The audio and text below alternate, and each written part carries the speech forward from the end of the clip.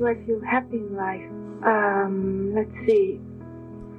Let's say I hope I'm finding happiness, you know? Because I think I have also a gay side to me, also a sad side. And I think that's the way with people also. But there is something in people where they need solitude for a while. Medicine, law, business, engineering, these are noble pursuits and necessary to sustain life. Poetry, beauty, romance, love, these are what we stay alive for. तुम्हारा result decide नहीं करता तुम loser हो कि नहीं, तुम्हारी कोशिश decide करती है। पर कोशिश तो आपने बहुत करी ना बेटा, हाँ?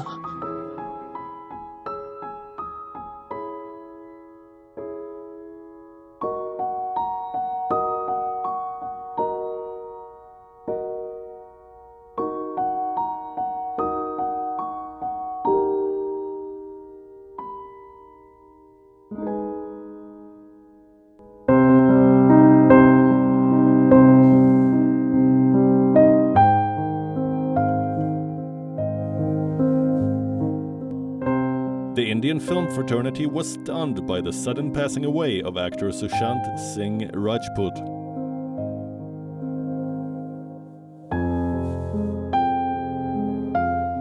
The 34-year-old was found dead in his Mumbai home. The post-mortem report stated that he died because of asphyxia due to hanging. The news sparked a huge outpouring of grief on social media.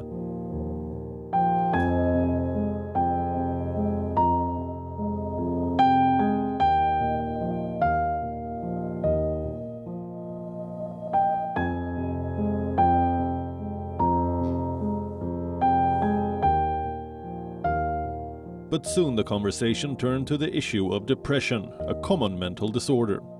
However, it continues to be one of the most stigmatized mental health issues out there. This prevents a large percentage of those who experience it from seeking professional help.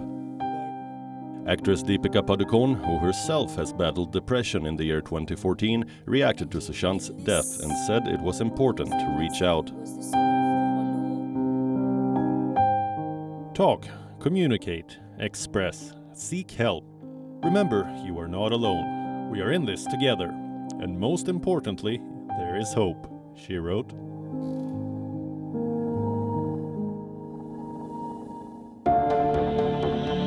Globally, more than 264 million people of all ages suffer from depression. It can change the way you feel, think, and handle daily activities. It can lead to feelings of powerlessness, hopelessness, and numbness. And 2020 is turning out to be an unusually tough and challenging year. Experts believe that the coronavirus pandemic can also trigger a mental health crisis. In the last 3 months, the world has changed dramatically. The Wuhan virus has infected more than 8 million people in 213 countries and territories and left more than 450,000 dead.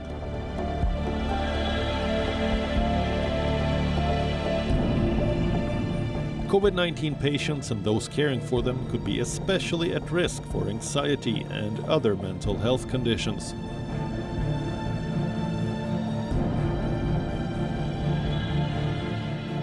It is definitely a pandemic of anxiety and mental health. So what we have here, the pandemic, first of all, classified as environmental issue that perpetuates a mental health issue. Okay, so environmental that creates this issue mentally with us. Then we see a lot of people who had a latent mental health condition, such as they were prone to stress, have now started to deal with aggravated stress. Or if they had anxiety, they have now got aggravated anxiety. If they had dysphoria, which is I'm feeling like there's nothing left in life, that has also become aggravated. Why this pandemic has really affected mental health is because one is, of course, the social isolation. So there is more loneliness. You are, locked up at homes and you're not able to connect with people that you used to earlier. There is a lot of anxiety and uncertainty. So a lot of people, they are worried about their health. They're worried about the health of their family members.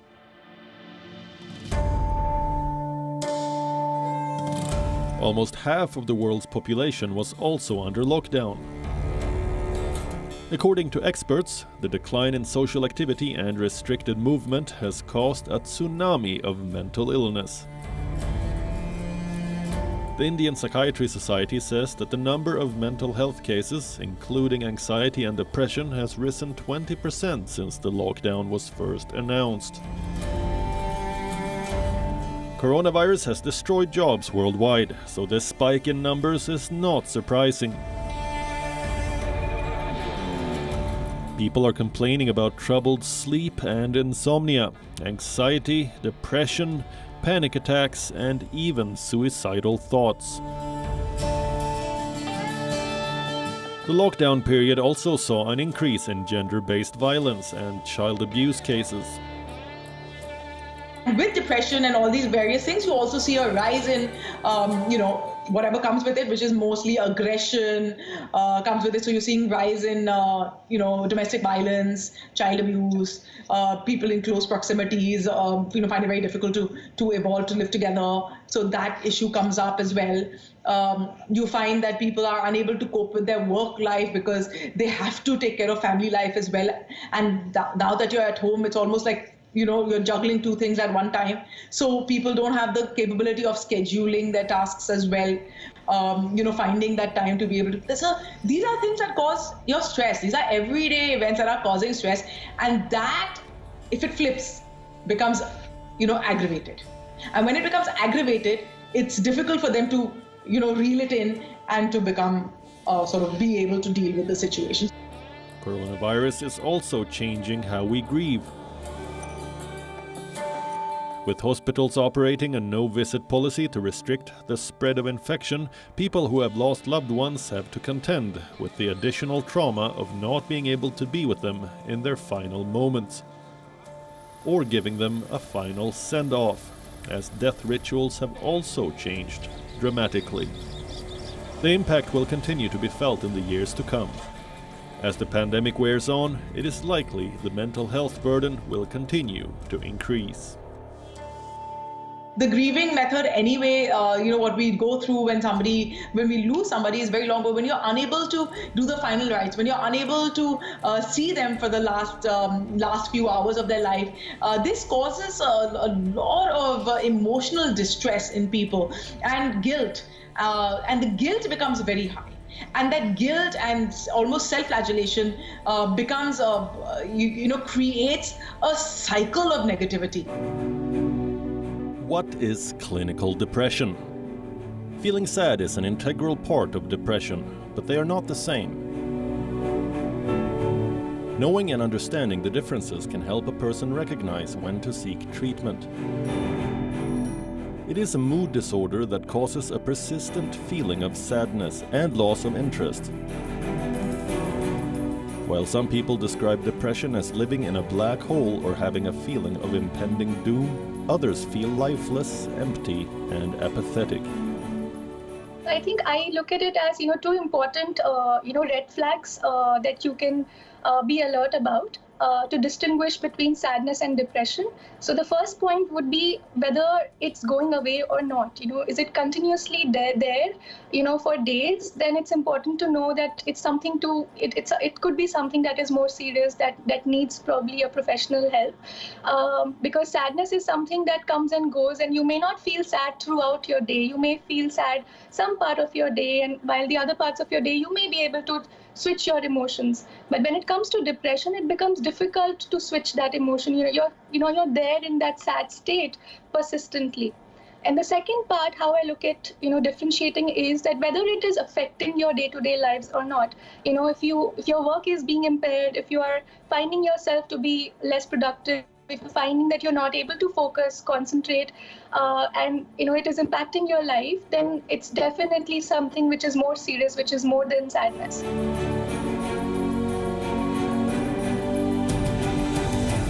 Depression is an extremely complex issue.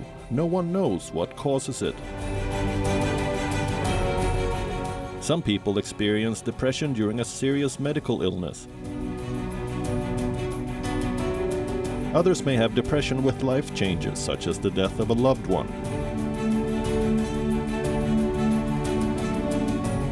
Financial troubles like bankruptcy, debt, and loss of a job can trigger depression. Taking certain medications can also cause symptoms associated with depression, as can using illegal drugs and/or misusing alcohol. Some may have a family history of depression.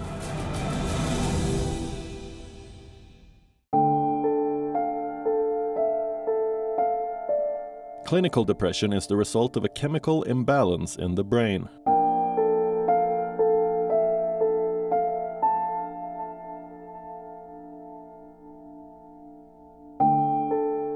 People with depression appear to have physical changes in their brain. The significance of these changes is still uncertain, but may eventually help pinpoint causes.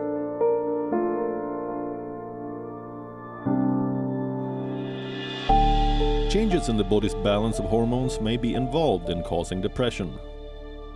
Hormone changes can result with pregnancy and during the weeks or months after delivery. And from thyroid problems, menopause, or a number of other conditions. Depression is more common in people whose blood relatives also had or still have this condition. Researchers are still trying to find genes that may be involved in causing depression.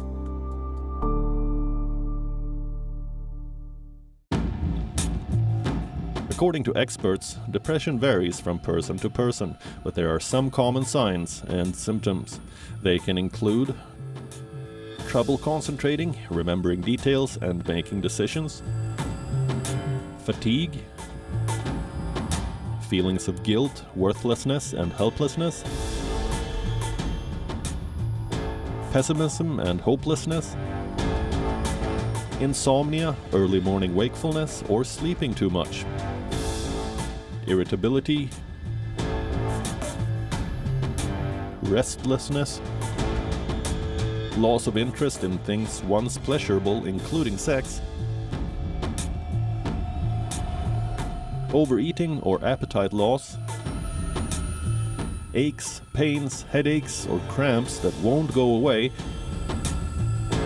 digestive problems that don't get better even with treatment, persistent sad, anxious, or empty feelings, suicidal thoughts or attempts.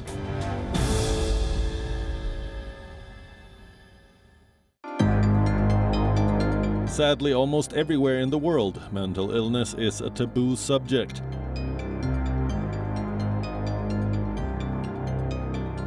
Given how prevalent it is, the ignorance about mental health issues that continues to exist is perplexing.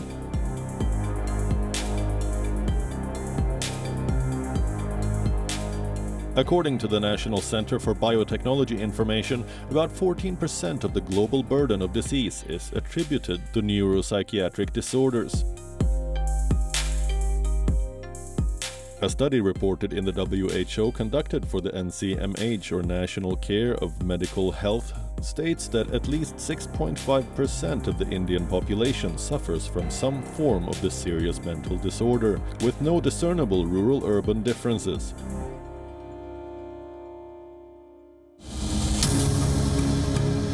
When it comes to countries, India is the most depressed country in the world, followed by China and the USA, according to a 2018 survey by the World Health Organization.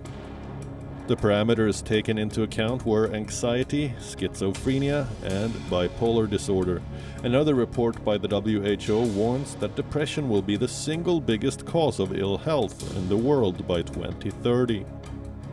Although the majority of people who have depression do not die by suicide, having major depression does increase suicide risk compared to people without depression. The risk of death by suicide may, in part, be related to the severity of the depression.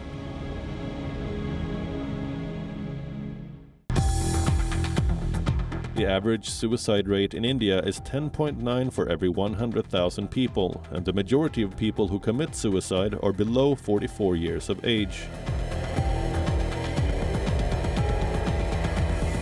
There are a lot of factors that can affect mental health, and the place where you spend the most time after home, the workplace, can also be a contributing factor.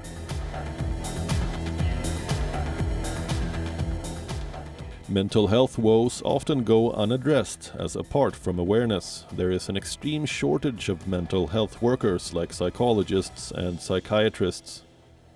I think it's a lack of awareness of what mental health really is. Also, people take it personally. Family members take it personally. So say, for example, let's talk about a child with a learning disorder. Family members take it personally that their child isn't smart enough. Or family members take it to heart that, oh, maybe if my child is sick, it may be a genetic malfunction on my part. You know, people take these things very personally, and that is what creates the stigma. Additionally, you know, what has been created by movies in India have really brought about a negative impression of what mental health is. I mean, if you look at the depiction of mental health in Indian films, it's literally over the top, where people are shouting and screaming and behaving irrational and hitting. This is very rare. A person with mental health illness is very rare to become violent, but yet the idea is that somebody with mental health illness is violent, so you should protect yourself and be safe. There are very few mental health issues that cause aggression, and most people are so devoid of energy that they can't be aggressive towards anybody else. The increasing severity of the coronavirus pandemic has many people on edge. The loneliness from coronavirus isolation is taking its own toll. J'étais emprisonné au fait. J'étais enfermé, ne pouvoir rien faire, ne pas savoir où aller. I was actually imprisoned. I was locked up, not knowing what to do, not knowing where to go. We had restrictions, so we couldn't go too far. For lack of means and possibilities, I was like really in a box. Two of my children were no longer there. They had gone to their father's house. I found myself alone in a room. I had too much pressure, I didn't know what to do. It just came like this all of a sudden. Seul dans ma chambre et voilà, j'avais trop de pression et je sais pas, c'est venu comme ça d'un coup. Ville Evrard, a mental health establishment in Paris, has seen a significant increase in the number of patients during the COVID-19 crisis. À partir de la troisième semaine, on a eu une sorte de montée. From the third week on, we had a kind of increase in psychiatric demand. The patients who showed up were patients with acute psychotic episodes. We had 3 times as many as in 2019. 3 fois plus que la période. This cruise ship embarked on a sail between Florida and the Bahamas in early March. On the 13th of March, US authorities issued a no-sail order as the virus crisis ramped up. Ships with passengers offloaded them, some more easily than others, but there were many who were unlucky. The Celebrity Equinox was anchored just off Barbados as a precautionary measure, but on board, a mental health crisis was unfolding. It's rough. I've felt my mental state, for the most part, deteriorating the further and further we go in. And it's funny, around day, I think it was like 30 or 35, I told my nurse on the other ship that I was really struggling. And they told me, you'll be fine, just work your way through it. Until they tested positive and up to day 35. And then they said to me, I don't know how you managed to get through this.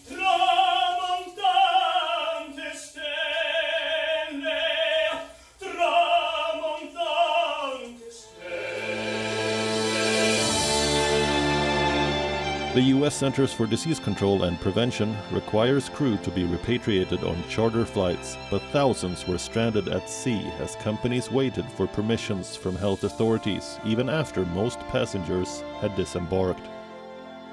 Without telling me in advance, without preparing me, without giving me any notice, without nothing at all, they decided to move me to the hospital ship. And I had a bit of an emotional breakdown. I had a severe panic attack. I was having a hard time breathing. I felt a lot of pain in my chest. Coronavirus has taken a toll on health workers too. Medical professionals have been cheered as heroes in the virus crisis, but the work has also been exhausting and traumatic, even for people accustomed to life and death situations.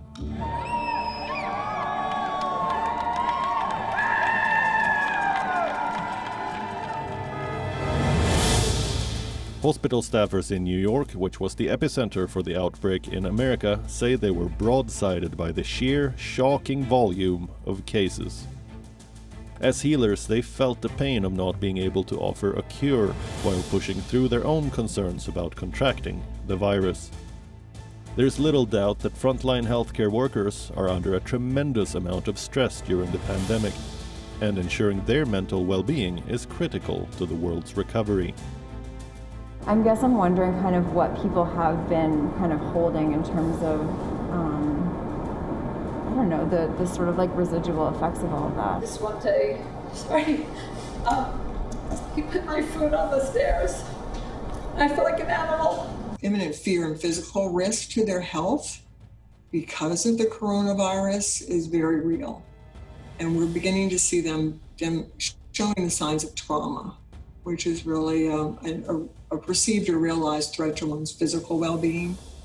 And that's going to be something that has far-reaching consequences as well. To help their staff cope with the COVID-19 crisis, the Baltimore-based Johns Hopkins Hospital launched a colleague-to-colleague initiative called the Psychological First Aid Program. Within a span of 10 weeks, volunteers spoke with 2,000 co-workers. In the worst case, if people do not get adequate support in time, they can be traumatized. They can develop symptoms of burnout. They can develop accelerated burnout, and sometimes they can even develop post-traumatic stress disorder, PTSD. It's not just healthcare. COVID-19 could reverse decades of global progress. More than 1.5 million Americans filed initial unemployment claims in the week ending June 13th. With this, the virus layoff has topped 45.4 million claims. Experts warn of a mental health fallout caused by catastrophic levels of joblessness. I think it was last week there was somebody, 24-year-old kid, I just left home, got my first job, and I lost my first job, and I'm back at home. And as a man setting out into the world, that mind-blowing. On the other hand, 55-year-old guy that, is like, wow, I'm definitely going to lose my job. I don't know how I'm going to economically, financially be able to support my family going forward. Do you have a question related to your own or someone else's mental health? Whether they are a friend, family member, or colleague, there are many ways to support somebody who you care about.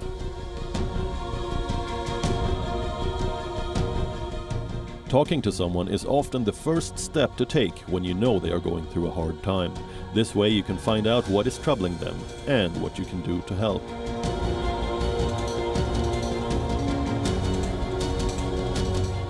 If you aren't a trained counselor, let them lead the discussion at their own pace, and don't make your own diagnosis or second guess their feelings.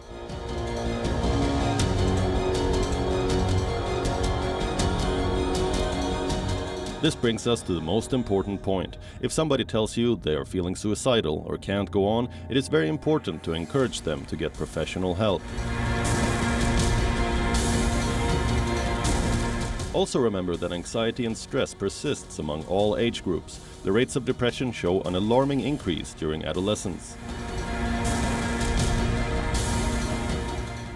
Depression doesn't always need a reason to show up. This makes it hard to understand. But even with all the knowledge in the world, it's not something we can always protect our loved ones against. But the more we understand the risks, the more we can work to stop it from becoming a shadow pandemic.